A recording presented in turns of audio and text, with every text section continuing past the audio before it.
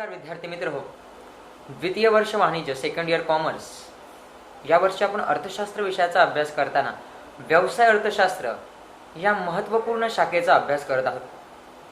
या व्यवसाय अर्थशास्त्राअंतर्गत व्यवसाय संस्था आणि मागणीचे विश्लेषण या पुस्तकाचा अभ्यास करताना आपण अगोदरच्या लेक्चरमध्ये पाहिलं की या व्यवसाय अर्थशास्त्रामध्ये 3 अत्यंत महत्त्वाचे घटक आहेत: संयंत्र, व्यवसाय संस्था आणि उद्योग.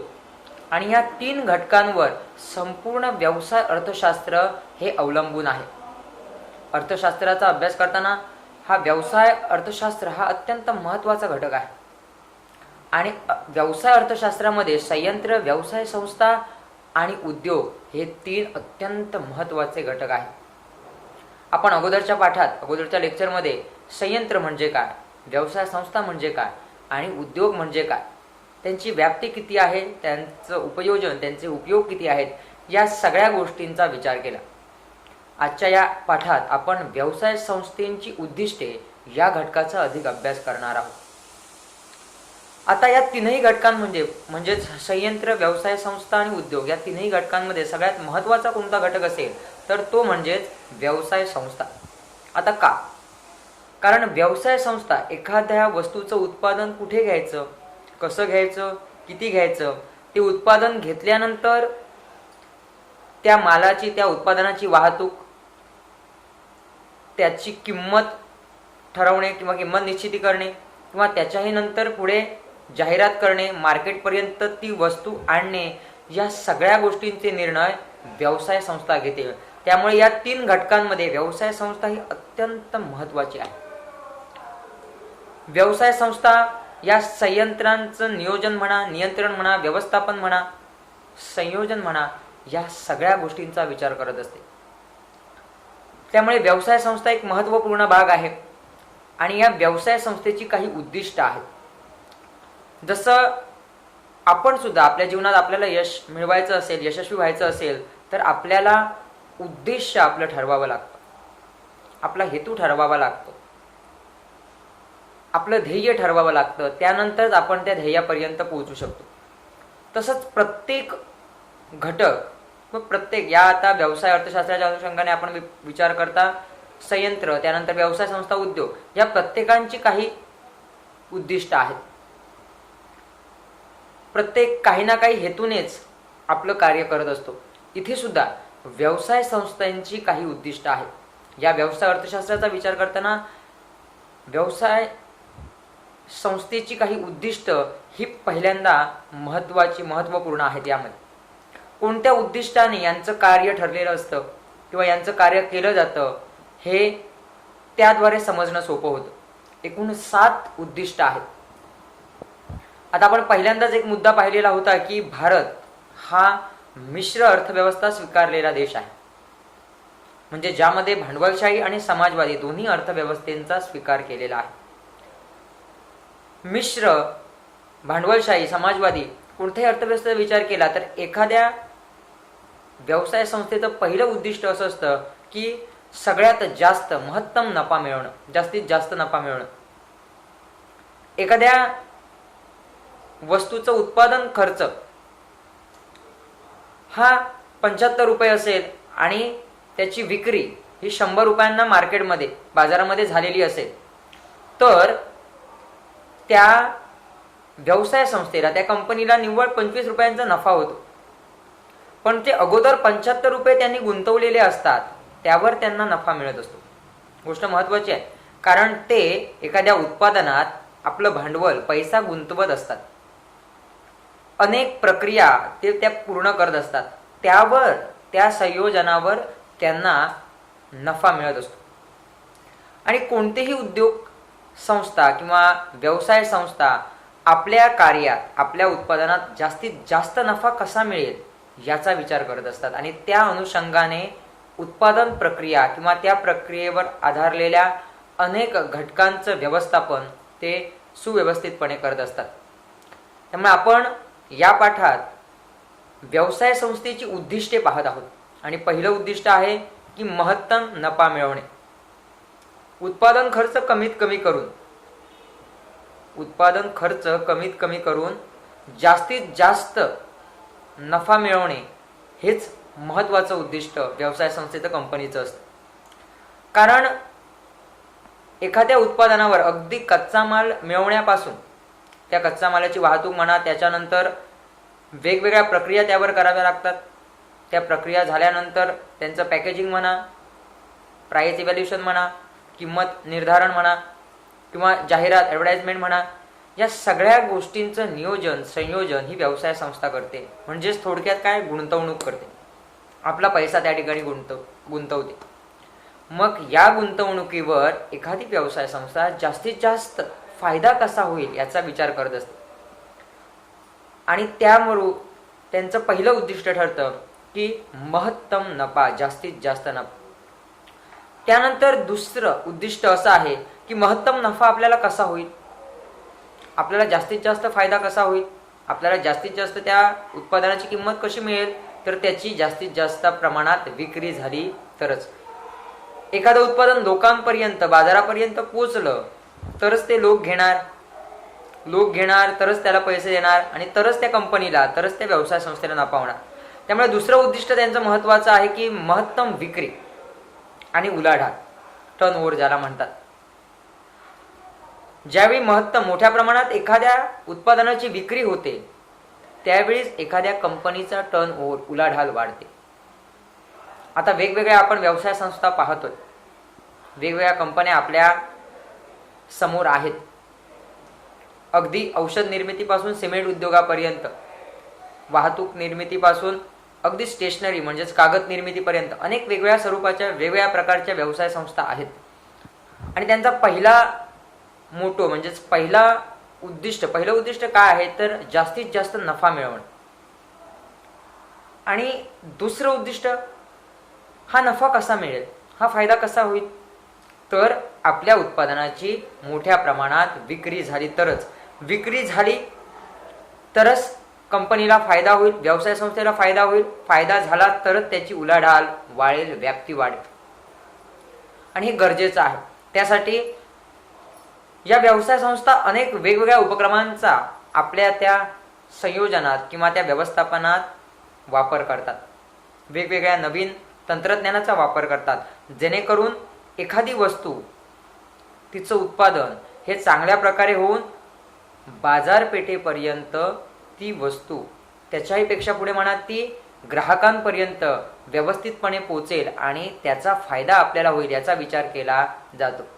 आपण दोन महत्त्वाची उद्दिष्ट बघितली. एक, महत्तम नफा, जास्तीत जास्त नफा व्हावा याचा विचार व्यवसाय संस्था करते. त्यानंतर दुसरं, तर महत्तम विक्री व उलाढाल. जास्तीत जास्त प्रमाणात एखाद्या उत्पादनाची विक्री झाली, लोकांनी ती वस्तू विकत घेतली तरच त्या कंपनीची किंवा त्या व्यवसाय संस्थेची आर्थिक उलाढाल वाढणार, त्यांची व्याप्ती वाढत जाणार.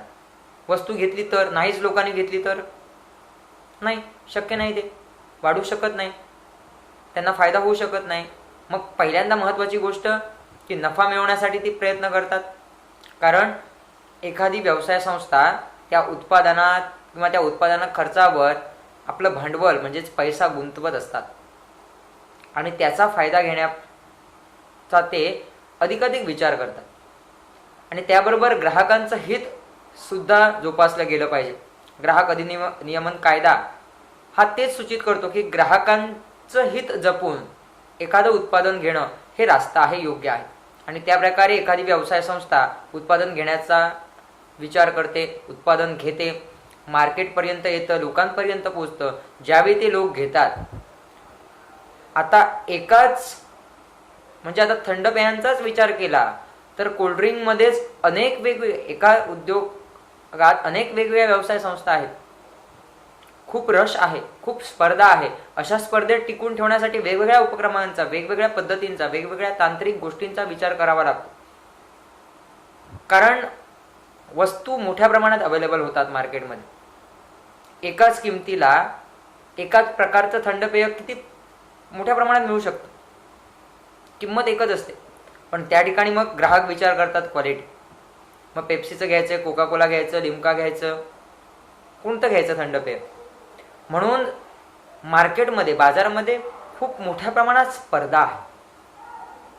मग अशा स्पर्धेत टिकून राहण्यासाठी महत्तम नफा बरोबरच ग्राहकांचं हित कसं जोपासलं जाईल, ग्राहकांना चांगलं काय देता येईल, हे पहिलं उद्दिष्ट या व्यवसाय संस्थेचं असतं. आणि त्यानंतर विक्री वाढली त्या उत्पादनाची तरच एखाद्या संस्थेचा म्हणजेच त्या व्यवसाय संस्थेची आर्थिक उलाढाल मोठ्या प्रमाणात, टर्नओव्हर मोठ्या प्रमाणात वाढतो, व्याप्ती मोठ्या प्रमाणात वाढते. आपण 2 पाहिले. तिसरं आहे व्यावसायिक अस्तित्व. आता आपण 3 घटक पाहिलेले होते, संयंत्र, व्यवसाय संस्था आणि उद्योग. उद्योग म्हणजेच काय, तर एकाच प्रकारचं उत्पादन करणाऱ्या वेगवेगळ्या व्यावसायिक संस्था एकत्र येतात. औषध निर्मिती उद्योग झाला. कंपन्या कोणकोणत्या आहेत, भरपूर प्रकारच्या कंपन्या आहेत. सिप्ला आहे, फिजर आहे, ॲबॉट आहे, हिमालया आहे, राजस्थान आहे, वेगवेगळ्या प्रकारच्या व्यवसाय संस्था आहेत. मग आपलं अस्तित्व टिकवण्यासाठी त्यांना वेगवेगळ्या गोष्टींचा आपल्या उत्पादनात अवलंब करावा लागतो. आपलं अस्तित्व तर टिकलं पाहिजे. स्पर्धा खूप आहे, व्यवसाय संस्था खूप आहेत, एकच उत्पादन आपल्याला घ्यायचं आहे. मग समाजामध्ये, बाजारपेठेमध्ये आपलं अस्तित्व टिकून राहणं खूप गरजेचं आहे. एक उदाहरण देतो. आपलं अस्तित्व टिकवणं खूप महत्त्वाचं आहे. म्हणजेच एक 20 वर्षापूर्वी बाजारपेठेत फक्त नोकिया या कंपनीचाच मोबाईल चालायचा. बहुतांशी लोक मोबाईल म्हणायचे नाहीत, नोकियाचा फोन द्या असंच म्हणायचं. एवढ्या मोठ्या प्रमाणात नोकियाने संपूर्ण बाजारपेठीमध्ये आपलं अस्तित्व निर्माण केलेलं होतं, आपलं एक स्थान निर्माण केलेलं होतं. पण जसजसं जनरेशन अपग्रेड होत गेलं, प्रगती होत गेली, ज्यावेळी अँड्रॉइड हे व्हर्जन आलं त्यावेळी मात्र या नोकियाने त्या नवीन तंत्रज्ञानाचा स्वीकार केला नाही. त्यामुळे ही कंपनी बऱ्याच अंशी त्या अँड्रॉइड मोबाईल सिस्टीममध्ये मागे राहिली, पिछाडीवर राहिली. आणि बाकीच्या सगळ्या कंपन्या, सॅमसंगपासून आता रेडमीपर्यंत सगळ्या ज्या कंपन्या आहेत त्या पुढे गेल्या. पण एका काही काळामध्ये नोकियाने संपूर्ण बाजारपेठ या मोबाईल तंत्रज्ञानाच्या बाबतीत संपूर्ण बाजारपेठ आपलीशी केलेली होती. पण त्यांनी आपलं अस्तित्व त्या ठिकाणी टिकवून ठेवलं नाही. म्हणजेच तंत्रज्ञानामध्ये, जनरेशनमध्ये, लोकांमध्ये, आपल्या लाईफस्टाईलमध्ये सातत्याने बदल होत आहेत. लोकांना नवीन तंत्रज्ञान हवंसं वाटायला लागलेलं आहे. त्यामुळे लोकांना जर आपण जुनंच देत राहिलो, आउटडेटेड गोष्टीच जर आपण फॉरवर्ड करत राहिलो, आपल्या उत्पादनात आउटडेटेड गोष्टी जर येत राहिल्या तर लोक त्याकडे पाहत नाहीत. इथे सुद्धा जर आपलं अस्तित्व टिकवायचं असेल, अस्तित्व टिकवणं हा सुद्धा एक उद्देश आहे कंपनीचा. महत्तम नफा जर मिळवत राहिलो, विक्रीच वाढवत राहिलो आणि इकडे उत्पादनात डिफॉल्ट असेल, उत्पादन कमी दर्जाचं असेल, कमी प्रतीचं असेल तर आपलं अस्तित्व टिकत नाही. किंवा उत्पादन हे आताच्या लाईफस्टाईलला मिळतं जुळतं नसेल, जसं मी नोकियाचं सांगितलं, कारण त्या अँड्रॉइड व्हर्जन आल्यावर नोकियाने ते अवलंबलं नाही, त्या तंत्रज्ञानाचा स्वीकार केला नाही, त्या लाईफस्टाईलचा स्वीकार केला नाही. परिणामी काय झालं, त्यांचं अस्तित्व संपलं. इथे सुद्धा अस्तित्व टिकवणं, सामाजिक अस्तित्व टिकवणं हे त्यांचं एक उद्दिष्ट आहे.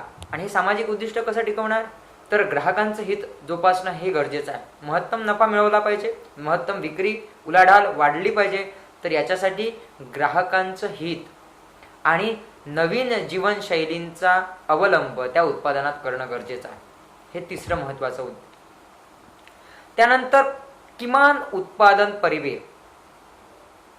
चौथं उद्दिष्ट आहे की किमान उत्पादन परिव्यय म्हणजे कमीत कमी उत्पादन खर्च.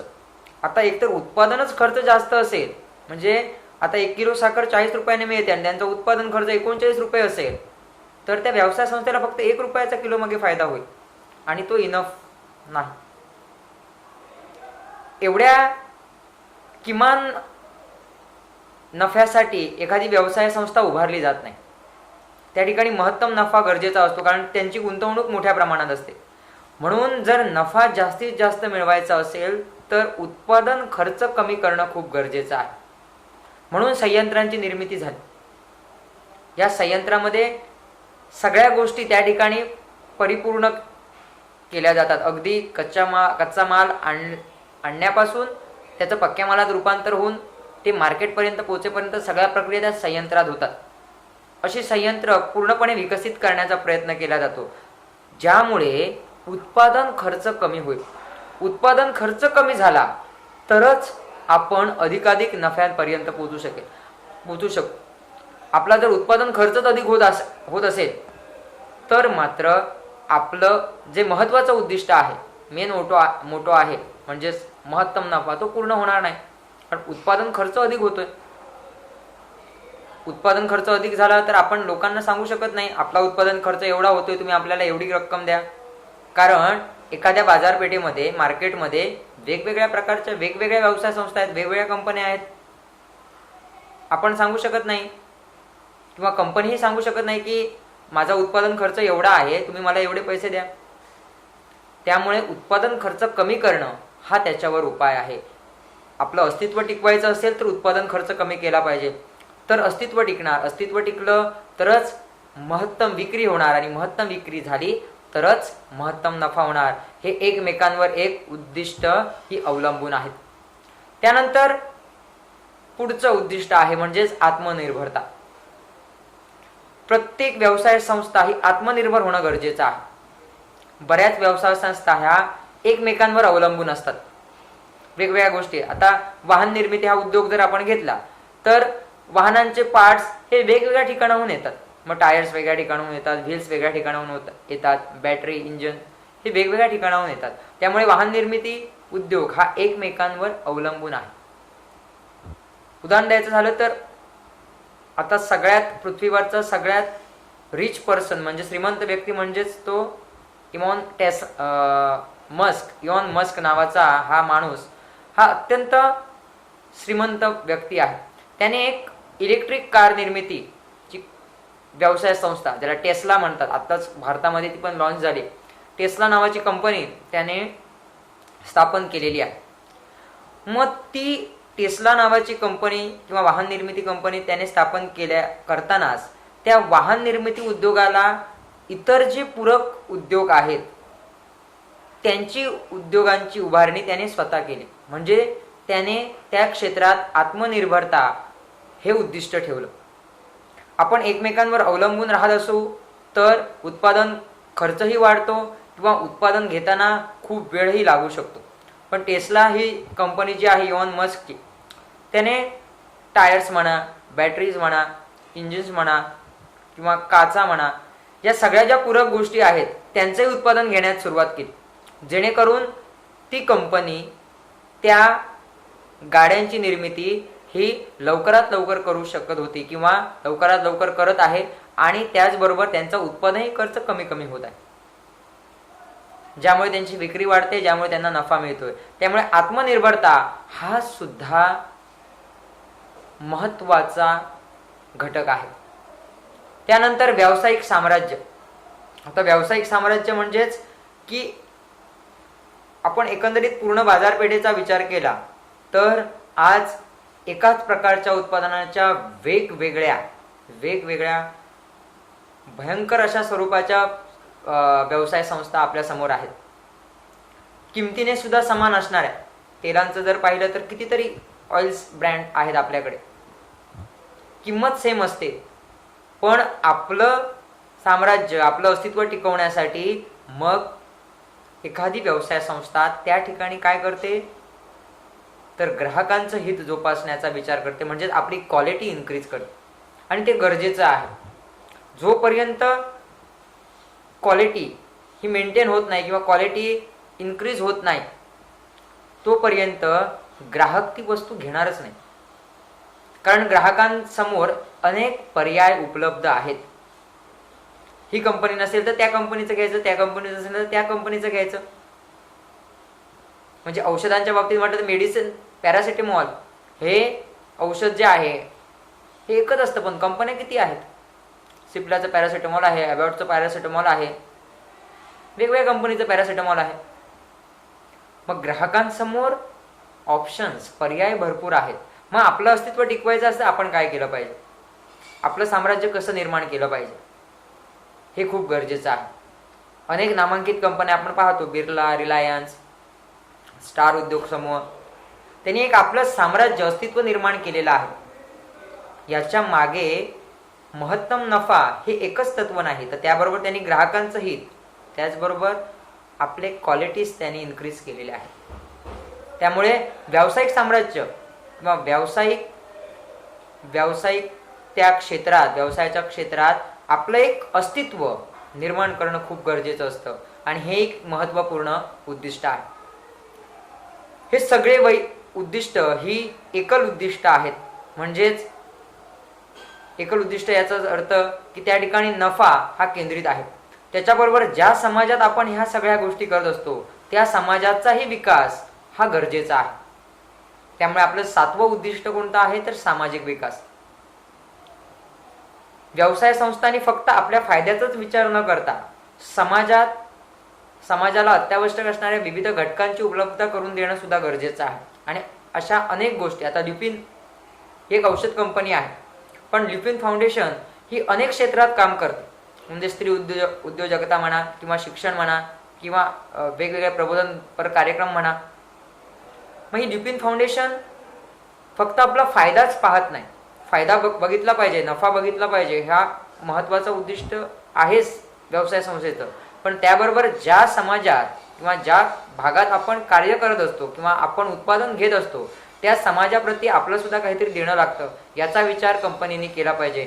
म्हणून त्या व्यवसाय संस्थांचं एक महत्त्वाचं उद्दिष्ट आहे ते म्हणजे सामाजिक विकास.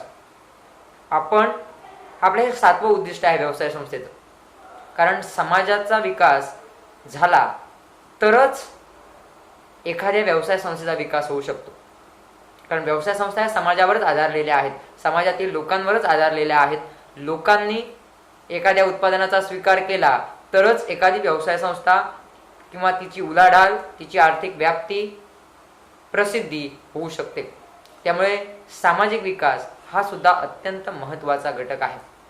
आजच्या आपण या लेक्चरमध्ये जवळपास 7 महत्त्वाची उद्दिष्ट पाहिली.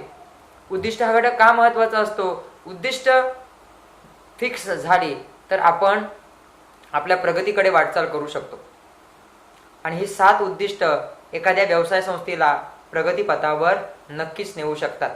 आपण या दुसऱ्या घटकामध्ये व्यवसाय संस्था आणि व्यवसाय संस्थेची कोणती उद्दिष्ट आहेत याचा विचार केला. परीक्षेच्या दृष्टीने अत्यंत महत्त्वाचा हा घटक आहे. त्यामुळे आपण त्याचा जास्तीत जास्त अभ्यास करणं हे गरजेचं आहे.